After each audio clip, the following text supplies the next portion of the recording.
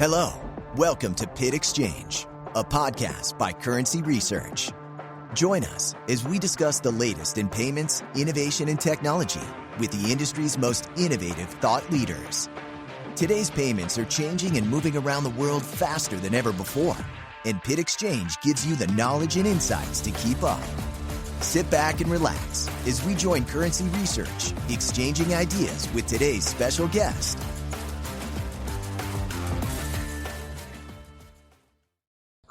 Hello, everybody. Thank you for joining us on our special here in Bali location of the P.I.T Exchange, where we talk about the latest in payments, innovation, and technology.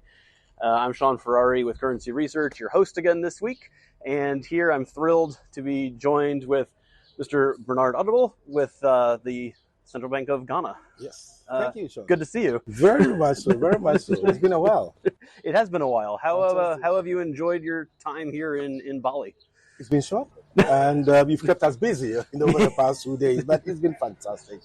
Bali is beautiful, very, has a lot of rich cultural heritage, I understand.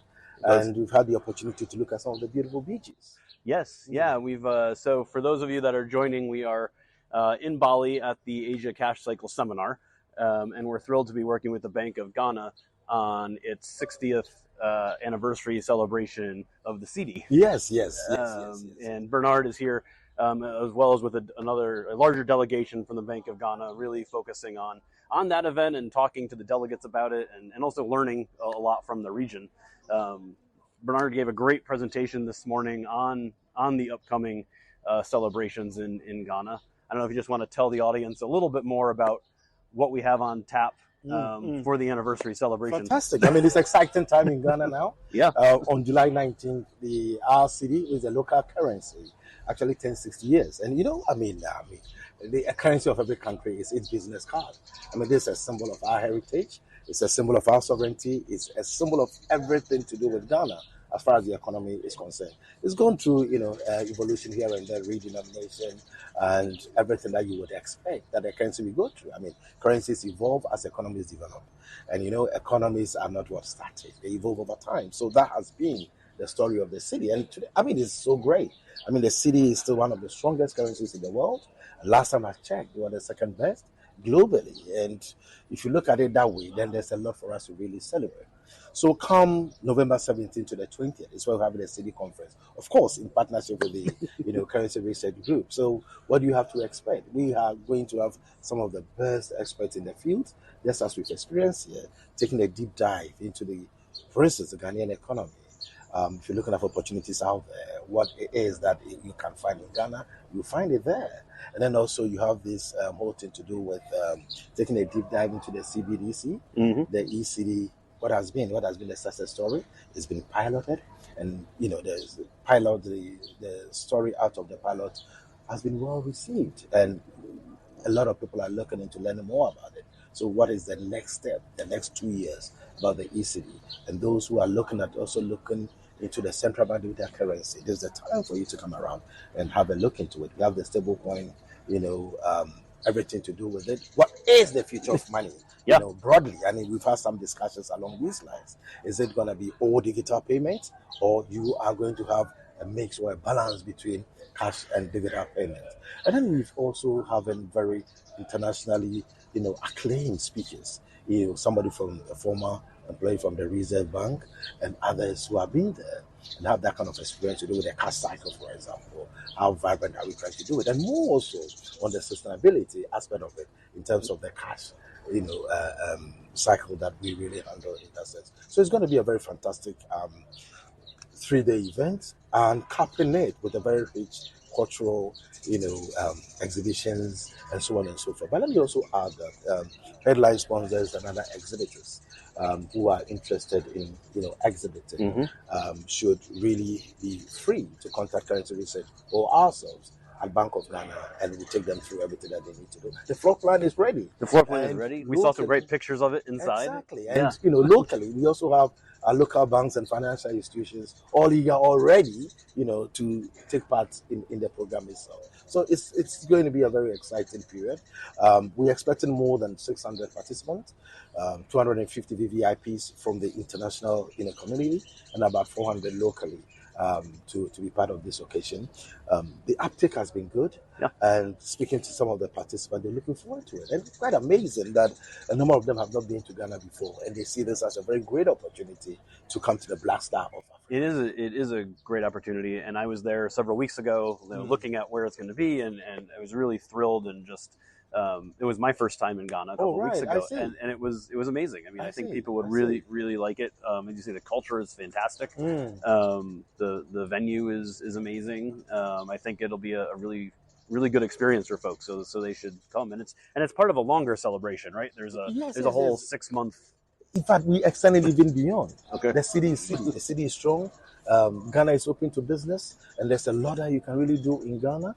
And stability, you find it in Ghana, the Black Star of Africa. And as we say, it is actually the gateway, to Africa. So if you really want a very good destination in terms of your investment, and you are a bargain hunting investor, there's nowhere else that you have to look at than to look at the Ghanaian economy. Yeah, and you mentioned there's going to be a lot of commercial banks that will be present. That's right. To talk about you mentioned kind of just the vibrancy of the economy and the financial. I think that was one of the things that I noticed as I was walking around, particularly that region in downtown Accra. There are so many banking hub centers there. That's right. It's just a lot of financial industry there, so it should be a fantastic location. For the Most importantly, also, we are doing well on the financial inclusion side. Yeah, going up the ladder, and every point in time, we're doing everything that it takes to make sure that nobody is financially excluded. To be DigiPride, not to really have that digital compliant kind of system within the financial ecosystem is always going to be a very, very, serious risk to any economy, and that's something that we've done so well. Mobile money interoperability is available. The banking system is vibrant, is strong, profitable. All the financial indicators point to something exciting that really happened there. But on the broader economy aspect, we've also seen a very good, recovery. And as you very much know, as the other participants were asking, what happened to your domestic debt exchange program? We heard you went through a bad patch in the past and so on. So yes, we had a period where inflation went up the roof to about 54.1%. Today, as we speak, inflation has come down to 11.5%. The monetary policy rate is also trending downwards. All the factors point to the fact that this is an economy that is really strong and that is on the path of full recovery. So we've made very good strides in what we do. The foreign reserve buffer is strong. Currently 4.5 months of import cover and so on and so forth. So all the indicators, are pointing up, and therefore it is the right time for those who are, planning on visiting Ghana to come. This is the time. Yeah. Come and experience what is, good out there. Yeah, absolutely. And it's one of the friendliest places I've been to. Everyone is so friendly. And what about your Trotro experience? Yeah, so I went. So those of you that don't know, there's I'll describe it the best way I can, and you can correct me. But there's a Trotro method of transportation where there's a lot of traffic, and there are these little minivans / buses, but vans really, that drive up and down the street, and people just hop in. Pay a little bit of money. They're very inexpensive. You just hop in and kind of go the direction they're going, and then you hop out where you want to. It's a little chaotic, but they weave in and out of traffic. It's a little scary, but it gets you where you want to go pretty fast. And I found it very welcoming and fun, kind of. I mean, I don't know. I'll leave it to you whether or not you want to recommend people do it, but it was. It's a very, as you really stated, it's a very convenient means of transport. That is adopted by a lot of people. I mean, I used to have it. In my early days, going to school, you hop on Trotro, and it takes you there. It's convenient. And also it doesn't. It can be a hassle sometimes when the traffic is, a bit fake in that sense. But by and large, Trotro is the experience. It is. And I think what I liked about it too, I mentioned the friendliness of the culture, but it's also the amount of different types of people on the Trosho was a great experience. Yes, There were, as you said, there were like people going to school. Yes, There were people yes, in suits yes, coming back yes, from work. yes, yes. There were local people just out for the day doing Normal whatever they people, do, just going back and forth. It people. was And great. it reflects what is happening down there in our real economy. Everybody is happy, and you can have a chat. If you are lucky enough, you have someone who will make you laugh all the way through your journey and so on and so forth. That's one aspect of it. Now, the most important thing that I want those of you listening to us is to take advantage of this Ghanaian experience. This year, the 60th year of the Ghana Cedi. And there's a lot happening within the Ghana space, and therefore be there in November.